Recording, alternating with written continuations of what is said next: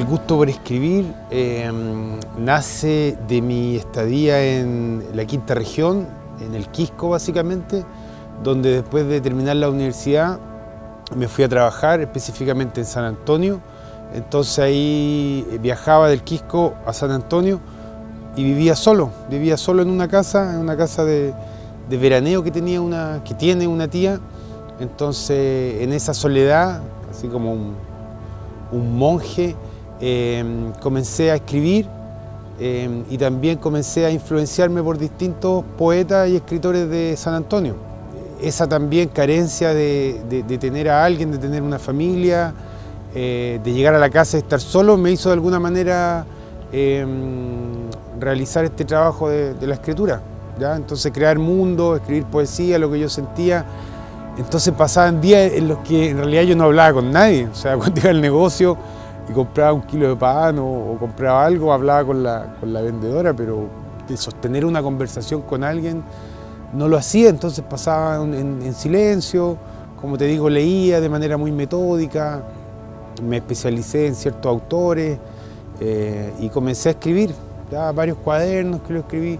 Obviamente de aquello no se ha publicado nada, porque por lo general los primeros escritos que uno va desarrollando son bosquejos, son pruebas, y de eso ya hace cerca de 10 años, 10, 11 años se van a cumplir este año.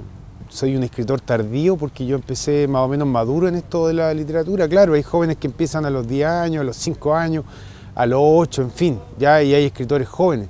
Entonces la verdad es que no fue mi caso. Si bien mi infancia, mi adolescencia influencia en mi escritura, pero básicamente por las cosas que me pasaron, por las cosas que yo recuerdo. Entonces ahí se puede apreciar en mis relatos o en mis poemas.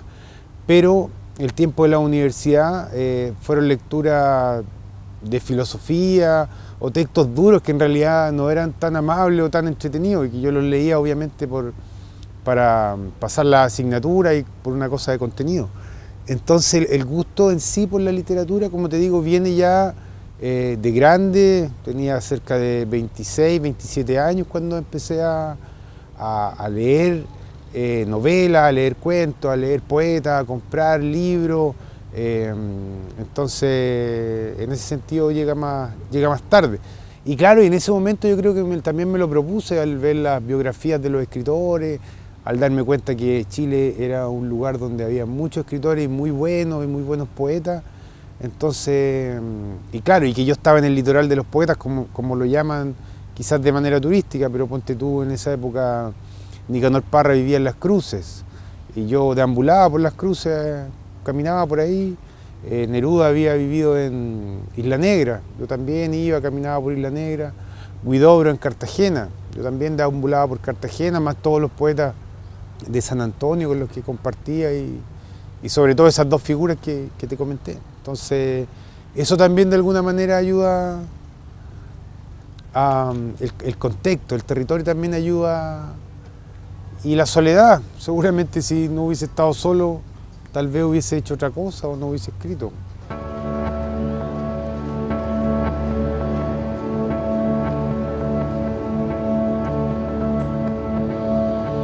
Far West, como una locomotora transoceánica llena de fuerza y de muertos, llena de óxido, llena de paisajes solitarios, llena de ratas, como una locomotora fantasma atravesando pueblos desolados, con los techos llenos de buitres y de malezas, como 1000 locomotoras ciegas observadas desde una cantina polvorienta, donde se escuchan las voces de los antepasados y el crepitar de los borrachos, como 1000 locomotoras incendiadas, rompiendo como un rayo el silencio del mundo.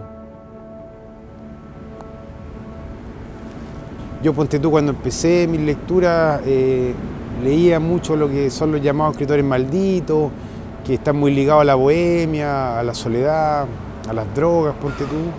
Pero claro, quizá uno comienza o piensa que siendo bohemio o estando en soledad va a tener una atmósfera o va a ser como ellos.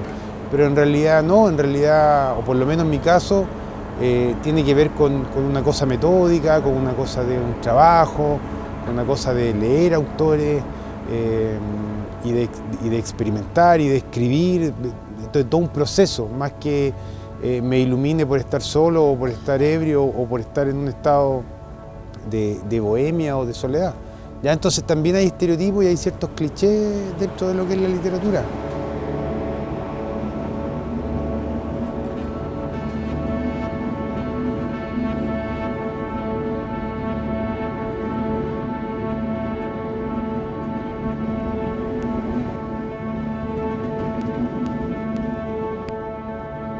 En general es difícil existir ahora, como dices tú, 2018, ¿cierto?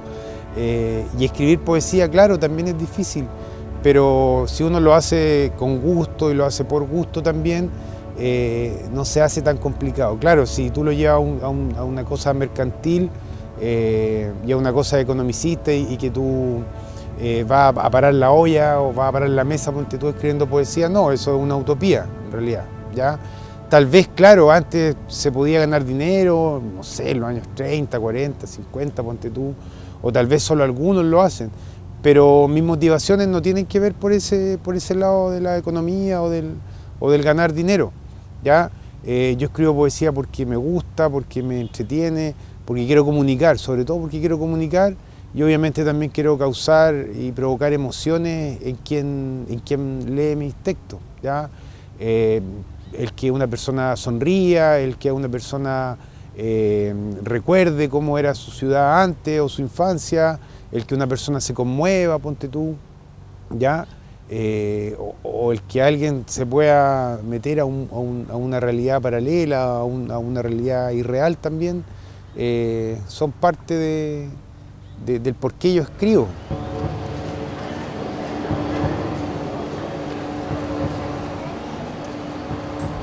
Talca on the Road, con calles azules, aromos y pobreza, con tierra, plazas y escuelas. Talca cínico, con héroes de mentira, con lluvia y circo, con arquitecturas rotas, sangre y sudor, con sombras de ríos, con travestis, putas y borrachos. Talca con Londres, con París, Frankfurt y Buenos Aires, con la infinitud de las ciudades que no son ninguna, con el olor a espanto dando vuelta en la 11 Oriente. Talca con Teófilo Sido orinando en la Alameda, con Independencia, Galilea, Edén, con Padre Hurtado, San Luis y San Miguel sentados en la esquina, con Mote y Huesillo, con soledad y rabia. Talca oscuro y siniestro, con los siglos sobre el hombro, de pie frente a la muerte, con frío y rabia, con amor y barro. Talca sacudido y herido, hundido en el polvo, con niños moquillentos y perros famélicos. Talca ahogada en el claro, con literatura y olvido, con Gómez Correa y Donoso, con Apolo 13, Cepelín y Oasis, con la Pecosville llorando frente al espejo. Talca con furia y zapatos, con viejas cochinas y 7 tetas, con la Virgen montada en la punta del cerro. Talca de los aguaceros colosales, con extramuros y cementerios, con los puños firmes y los dientes apretados. Talca con hambre, soledad y destino, con los espejos rotos y las ventanas abiertas. Tarde de Talca, con braseros en el CREA, inmensidad a la vuelta de la esquina. Talca de abismos infinitos, sentados en el camino. Y yo creo que sí, nuestro rol siempre es importante. Si no hubiesen poetas, no habría seguramente emociones, no habría sensibilidad, seríamos fríos, ¿ya? Que es lo que está pasando un poco en nuestro mundo actual, en nuestra era posmoderna, ¿ya? Donde hay mucha individualidad, donde el otro no importa. Entonces también la poesía en estos tiempos actuales de alguna manera es un canto al prójimo, a la humanidad, a las cosas sencillas, a la tierra, a las comidas, tú. Y también yo creo que el poeta es un guardián de la palabra, ¿ya? Porque de a poco la palabra, si no la conservamos, la guardamos, obviamente se va perdiendo, ¿ya? Entonces son necesarios en general, pero yo creo que no son vistos como eran vistos hace años o siglos atrás, donde eran autoridades casi de un pueblo o de una pequeña comunidad o de una ciudad. Entonces, no sé, yo te digo, a principios del siglo XX, Jorge González Bastía fue alcalde de su pueblo, de Nitivilo, ¿ya? Entonces, Pablo Neruda también fue precandidato a la presidencia de la República, ¿ya? Entonces había también un fervor y una creencia en esa figura del poeta. Obviamente algo que se ha perdido, como se han perdido muchas cosas en esta era actual, pero sí yo creo que son necesarios, que la poesía es necesaria siempre, y como bien dices tú, un bálsamo también para el alma y básicamente nos entrega humanidad.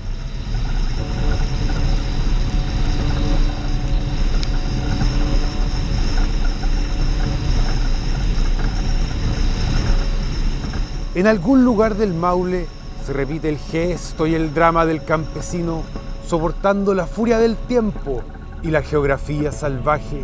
Se repite el beso de la madre a sus hijos en las mañanas llenas de neblina y de escarcha.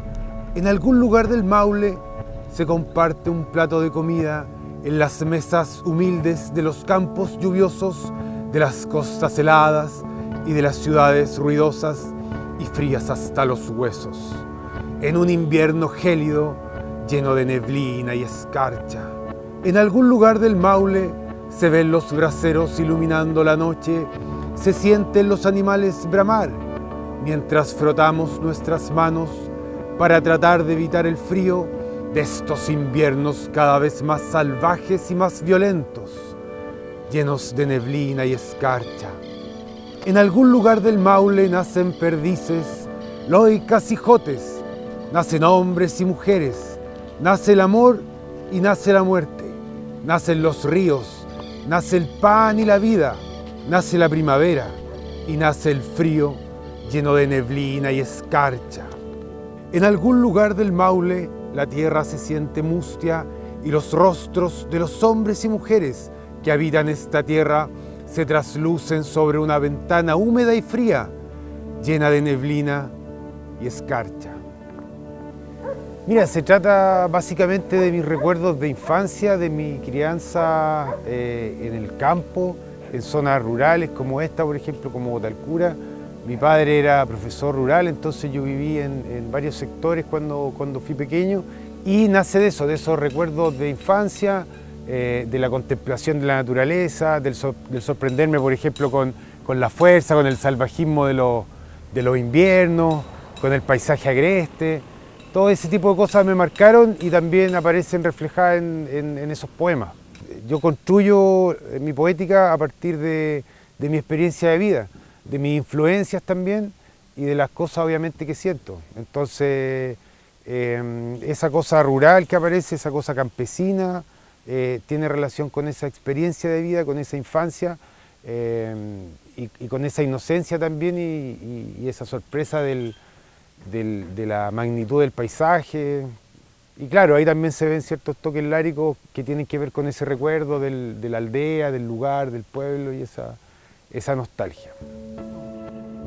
En este instante de julio, de años consuetudinarios, parado en este vértice, con los puños cerrados, con los dientes apretados, en este domingo de invierno en la tierra, con fantasmas de carne y hueso, enraizado en el Maule, parado entre estos cerros de espinos, de litres y de poesías, en esta ciudad de aguaceros, de ríos y de piedras, en este invierno infinito de siglos y soledades, aquí donde se concentra toda la nostalgia del mundo, en esta tierra bruta, hermosa pero triste, sangrienta y dolorosa, en esta tierra fértil, surcada por los siglos y los campesinos hambrientos, con las manos partidas, con la cara reseca, con el gesto de la muerte, entre junio y julio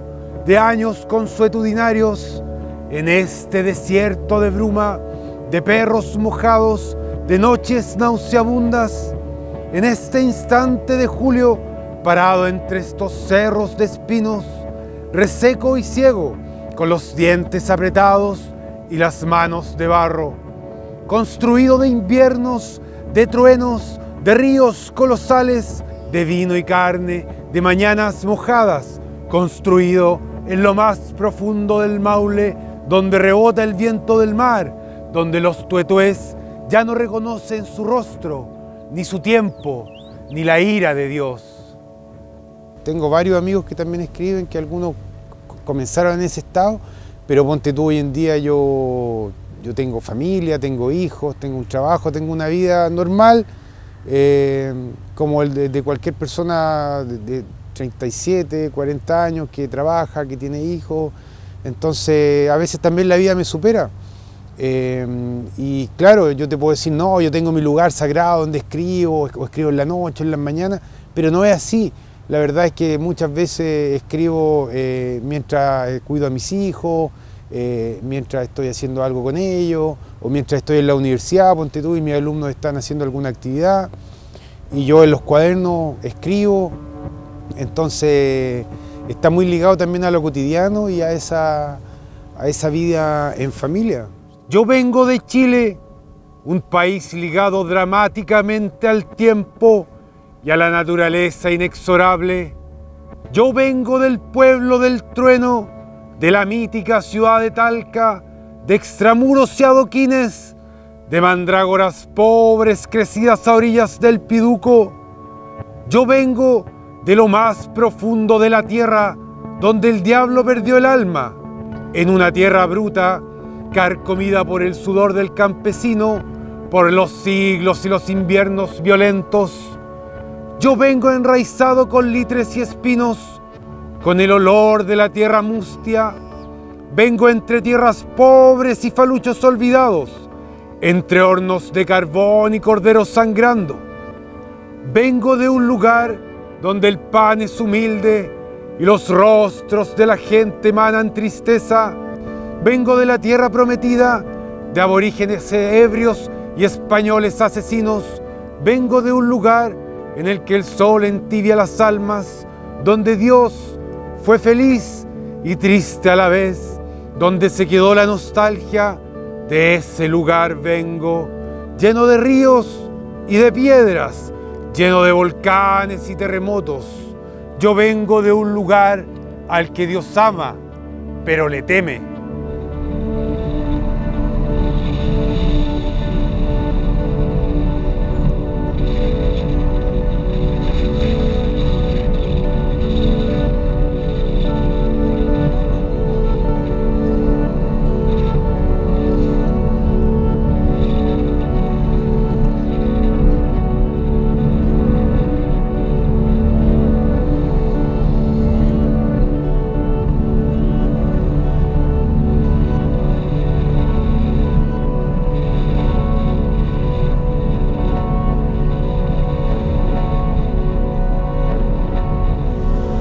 Bueno, en primer lugar es parte de la historia de nuestra ciudad, entonces también es parte de mi historia. Yo viví acá, parte de mi infancia la pasé acá. Mi abuelo tenía una ferretería acá, unos metros más allá, y era el único local en su momento que no era un prostíbulo o un bar o un lugar, ¿cierto? Un cabaret como los que habían acá. Entonces también siempre venía a visitarlo y también observaba y veía y fui creciendo junto a esto. Entonces, como bien comentaba, yo también escribo de las cosas que me ocurren o que me ocurrieron, de mi pasado, de mi influencia. Entonces, obviamente acá esto también a uno lo marca y también a partir de eso he construido cierta poética relacionada con eso, lugares por los que yo transitaba. Había otro burdel que se llamaba Oasis, recuerdo. Entonces hay un poema donde yo reflejo eso también, pero más ligado a la infancia. Cómo veía yo en las tardes, ponte tú, las mujeres estaban afuera de las casas y eran pasillos, yo veía hacia adentro y se podía ver música festiva, estaban como haciendo el aseo, se veían espejos, siempre me preguntaba por qué habían espejos, o ese tipo de sillas, y siempre afuera había mujeres amontonadas, sentadas o de pie, y muy bulliciosas. De hecho, yo estudié también en la escuela 13 y ahí tuve algunos compañeros que estaban en unos cursos más altos que yo, no sé, chicos, te digo, yo estaba en primero básico, yo estaba en segundo, en tercero, que justamente eran hijos de las chicas que trabajaban acá. Y siempre se trenzaban a golpe, entonces después pensando y recordando, quizás claro, los molestaban o les decían cosas los más grandes y tuvo que haber sido sumamente compleja su vida, sumamente dura. Imagínate que todo el mundo, o casi todo el mundo, tuvo alguna historia acá con la Di Oriente, entonces de ahí se multiplican en muchas historias y visiones y perspectivas del lugar y de las cosas que pasaban. Ya no recuerdo en qué lugar está Hong Kong, pero camino por calles sin sombras.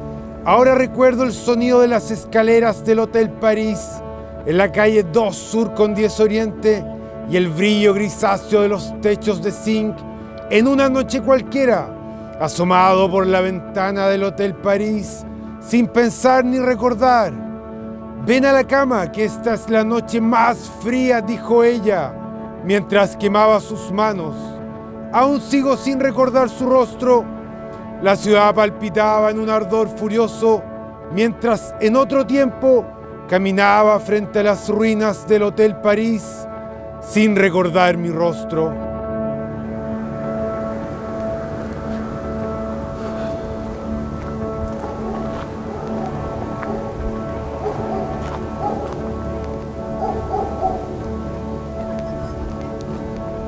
Moriré en Talca, con frío, lluvia y niebla, con perros mojados, con barro y pobreza. Moriré en un cuarto oscuro, con olor a muerto y mujeres llorando. Moriré con las calles mojadas, con la ciudad abierta y feroz, y en sus entrañas el mundo seguirá girando y girando. A veces creo que los siglos y las serpientes son más espesos que la sangre. A veces creo ver a Robert De Niro frente al espejo. "You talking to me", repite desde el espejo. Su sonrisa burlona ya no es la misma. A veces es Robert De Niro el que mira tras el espejo y me escucha gritar "You talking to me", reconociendo mi voz y mi rostro, preguntándose por la piedad y las horas, por las muertes pretéritas llenas de cal y de pólvora. A veces creo ver en mi espejo las realidades paralelas del mundo. Esta no es tu cinta, es solo la ausencia de los instantes y las palabras, donde el silencio y la nada son pan de cada día, donde el tiempo ya no existe, solo en las realidades paralelas que creo ver en mi espejo y en el rostro de Robert De Niro. Bien, significa harto, hay un pedazo de historia acá en este cine. Muchos de los de mi generación vimos nuestras primeras películas acá, seguramente películas infantiles, después ya películas de acción. Yo, por ejemplo, vi Matrix acá, y así muchas películas estrenadas en los años 90. Existe una parte importante de la historia y del cine ligado acá. Y justamente yo tengo un poema que refiere a este cine que se llama Talca Blues. Entonces ahí el hablante lírico comienza hablando desde la parte trasera de un cine olvidado, ¿ya? De un cine de una ciudad olvidada y una ciudad oscura que es Talca, y cuando hablo y me imagino ese cine, básicamente es este lugar.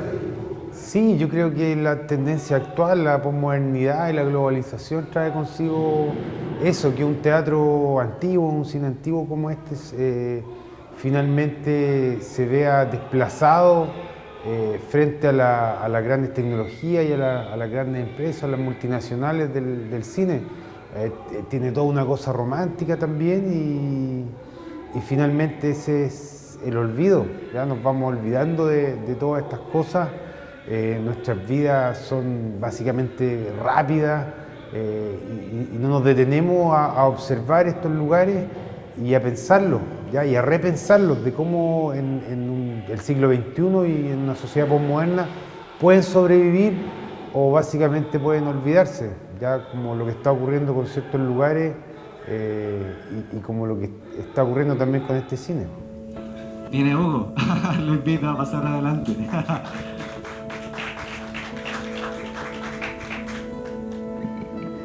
Hola a todos, sí, por ahí, muchas gracias por la invitación. Está excelente esta velada. Bien, les voy a empezar a leer unos poemas de mi primer libro, que se llama Extramuros, que salió en el 2015, un poco más oscuro que el que viene. Este se llama El boxeador. El boxeador se despierta, 1, 2, 3, la mañana huele a vino tinto, al toque de gong los gallos cantan, con olor a humo y acidez.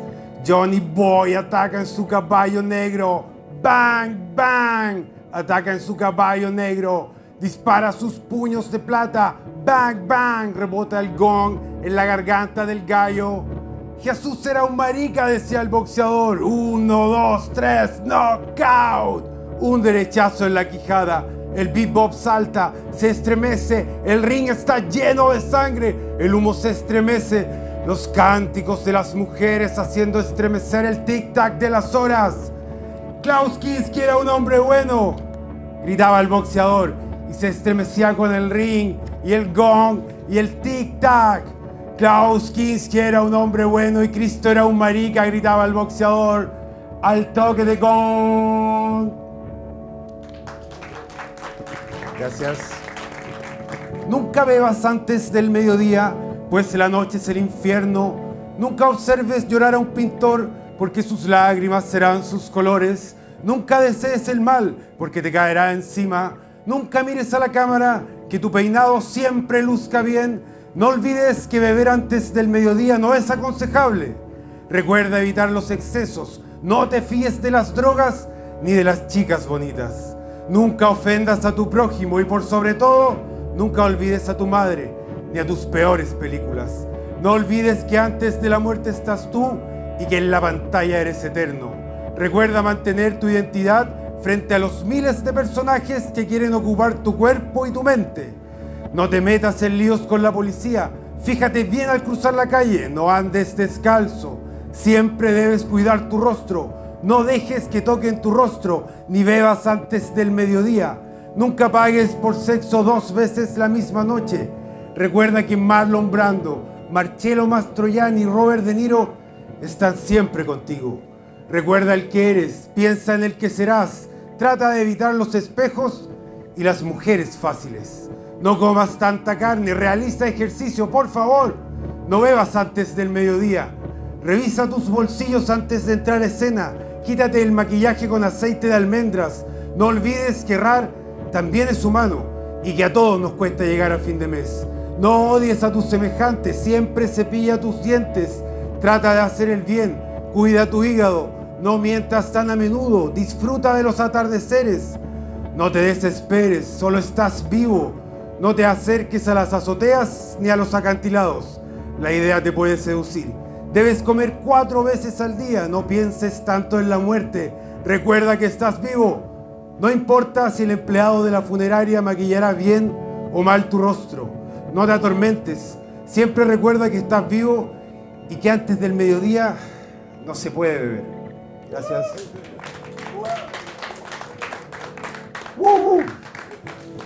¿Qué quiero lograr? Buena pregunta. Quiero conseguir escribir bien.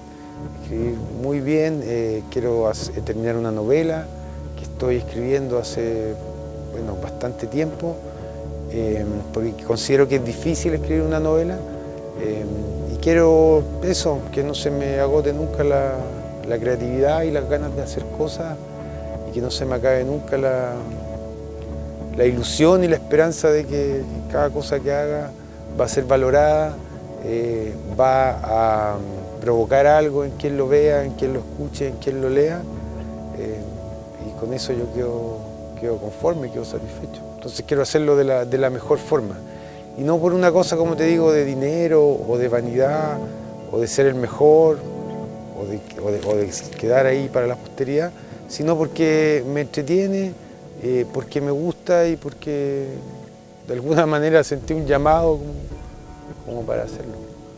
Muchas gracias, muchachos, que estén bien.